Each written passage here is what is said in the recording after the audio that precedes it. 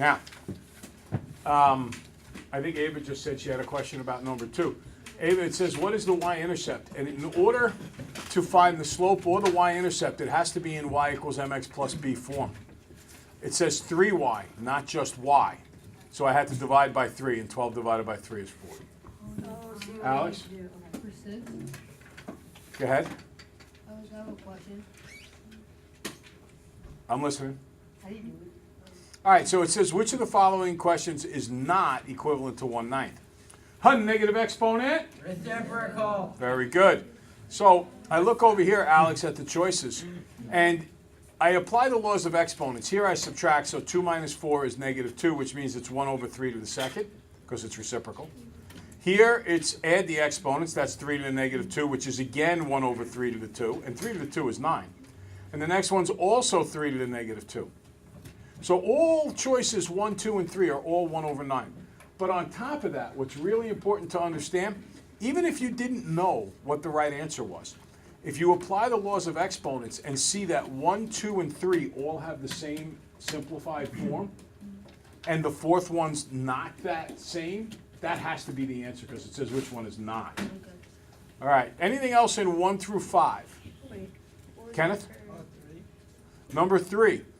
All right, square root of x. 2 things about this. First, you should be able to do these in your head, at least with the smaller numbers like the 16. Square root means the number that times itself is 16. So what number times itself is 16? Not 8. 8 plus 8. 4. So look over here, Kenneth, so you can see. See square root 16? I traded in for a 4, because that's what it equals. Minus 2 is 2. Oh, minus. Yeah, now, the thing is, Kenneth, it's also on your calculator. There's a little button above the x squared. If you do second x squared, it says square root. So you could type in square root 16, and it'll tell you that it's 4. So I think that'll help you get it if you're stuck on that. Ava? 8, number 8. All right, first anything 1 through 5. No. Okay, so now we'll go forward to 6 through 8. As far as number 8 goes, it says solve for x in the system below. And when it says solve for x, that means you only need to tell me what x equals. You don't need to tell me what y equals. So what I noticed is the signs are the same, right? I want the signs different, so I have to put a negative and distribute it to all 3 of them. And that gives me negative x, negative 2y, and negative 1. Now the y's go die-die. 3x and negative x is 2x, or 3x minus x, however you want to do it. 7 minus 1 is 6, divided by 2, x is 3. Okay? Anything else? No. And by the way, we're recording what we're doing right now, so this will be up on the internet tonight if you feel that you need to do a little bit more work on this. All right, so now we go to the next page. Okay? First one is a picture of a rotation. Next is a dilation. How do you know the next one's a dilation? How do you know number 10 is a dilation? Alex? It's getting bigger. It's getting bigger. Good. How do you know number 9 was a rotation? See how it's spinning? Good. How do I know number 11 is a translation? It just moves. It's a slide, right? When you slide it, it's a translation. And this is a reflection because of the line of symmetry down the middle looks the same on both sides. Okay? Questions? All right, let's go to scan 7 now. Now, this was all about, this here is totally optional. I like to use it a lot of the times, but not necessarily all of the time. Davis, put that away. That's the last thing you need to be thinking about or fiddling with right now. Lock onto this so that we get you a really good grade on Wednesday. All right. So the first one says, what's the image of negative 2, negative 5 after a reflection in the x-axis? Well, negative 2, negative 5 is the blue point right here. So I'm going to go up 1 because I'm going over the x-axis. I'm sorry, it's the red point. I'm going up over the x-axis. 1, 2, 3, 4, 5. Repeat. 1, 2, 3, 4, 5. That would be negative 2, positive 5. You could also remember that whatever you reflect over stays the same. So if you reflect over the x-axis, the x stays the same if you reflect over the x-axis. So it becomes negative 2, positive 5. And using that idea for the y-axis, then the y is going to stay the same, so it becomes 2, negative 5. And over the y-axis, it's 1, 2, 1, 2. Yes? I got 16. I don't know why. Well, hold it. You're a step ahead of me yet. Okay, number 15. Dilate means multiply, right? So 15, negative 2. And now we get to number 16. All right, this is the hardest one for me to demonstrate to you. But the point -1, -3 is the green one right here. So you should have that marked on your paper, and then you want to spin your paper counterclockwise, 90 degrees. Go ahead, spin. No, that's clockwise. That's counterclockwise. Now, if you take a look at where the dot is now, that'll tell you the correct answer. Okay? All right. So here's the answers to 17 through 21. So what is 18? Right there. Oh.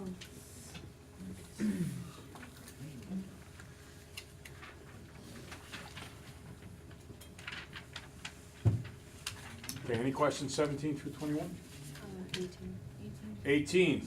What's the image after a translation of 3 units left and 4 units up? Okay. Well, -1, -4 is this blue point right here. So I want to go 3 units left and what? 4 units up? Yes, 3 left, 4 up. Ready? Watch. 3 left, 1, 2, 3, 4 up. 1, 2, 3, 4. That's the point -4, 0. Okay? You could also look at it as you're going to go -3 more because you're going left to the x, and +4 to the y because you're going up 4. Anything else? Yes. 20? All right. Yeah.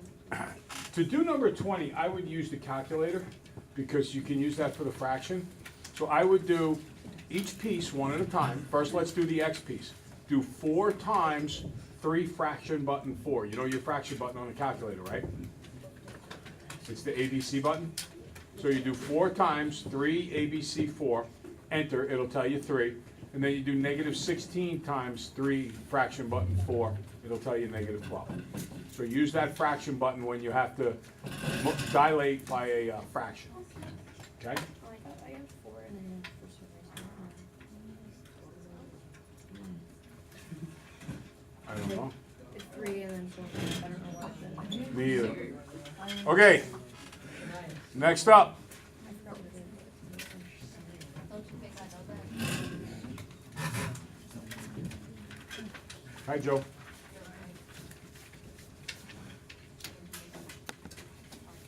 All right, so now,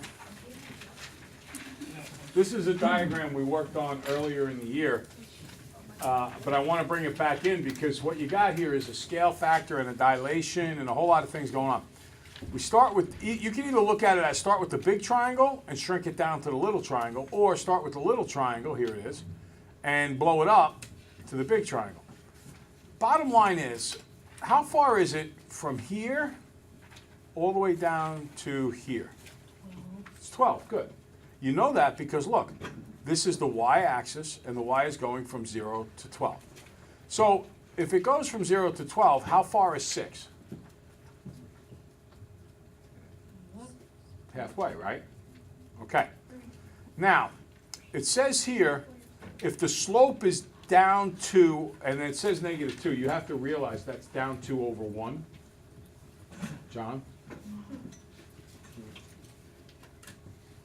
So if I start here, and I go down 2 over 1, that brings me down to 10, and I'm at 1.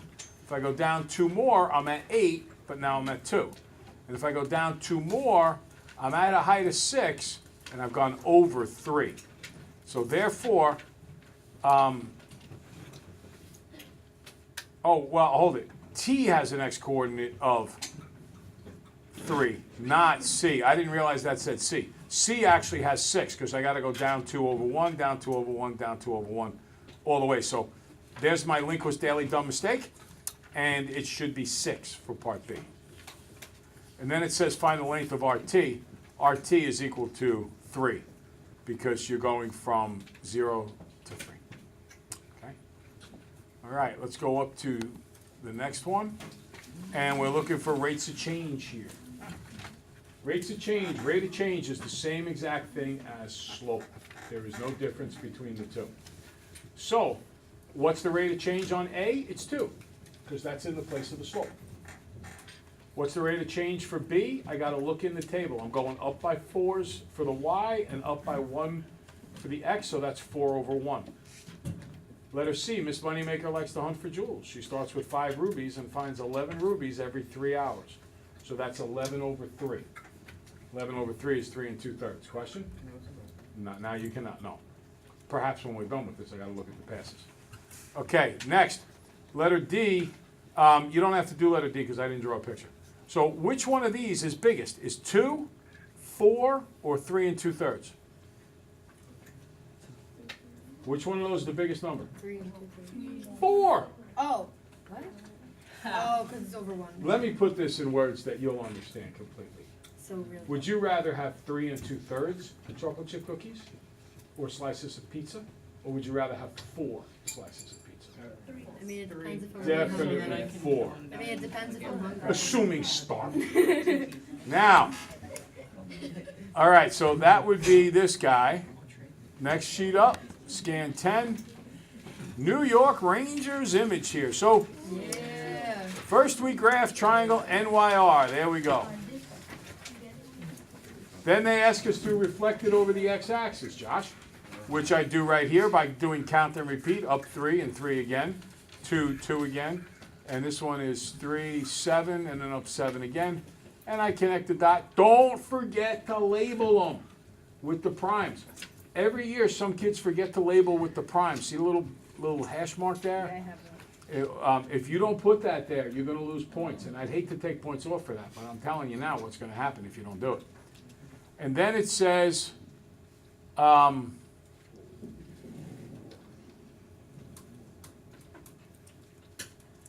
did the reflection in the x-axis. Oh, then it wants me to translate 5 units right and 5 units up. So I take every point and I go 1, 2, 3, 4, 5, 1, 2, 3, 4, 5, 1, 2, 3, 4, 5, 1, 2, 3, 4, 5.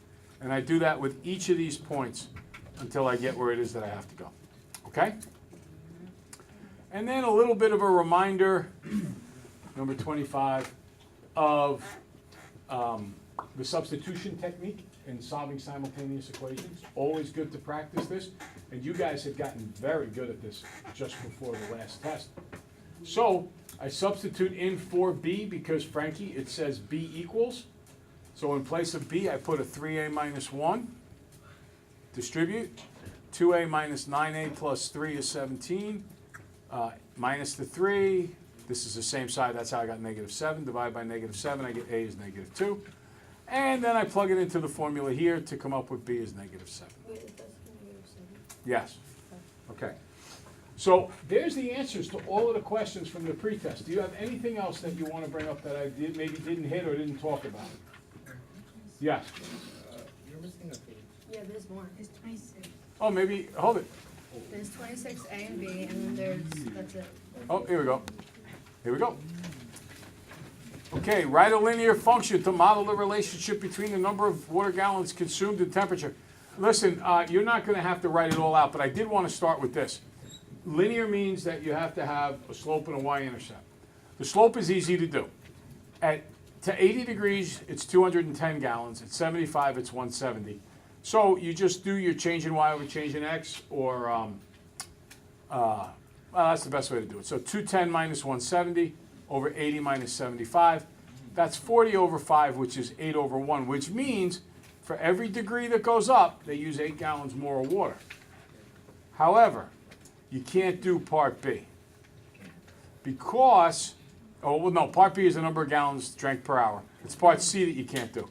The reason you can't is it says to write a linear function, and if you extend this all the way down, you're going to get to a negative amount of gallons to start with, and that's an issue. You can't do that. So I promise you will not have to do that on the test. Okay? This whole thing. That question, the part about Well, yeah. going all the way down. Any other questions? Any other problems? Okay, guys, listen. You have a monumental test. You have a second worksheet. You'll notice that this is mostly the same, but a little bit different. You're going to need all 3 pretests, the one from today, the one from Thursday, and we're going to get another one tomorrow. if you're going to be thoroughly prepared for this test. There'll be questions from all 3 pretest types on the test. If you see something on all of them, you can bet it's going to be on the test. All right, work alone, get started, work it out. And let me take a look at Lenny's passes. Lenny, this is your 4th. Go ahead.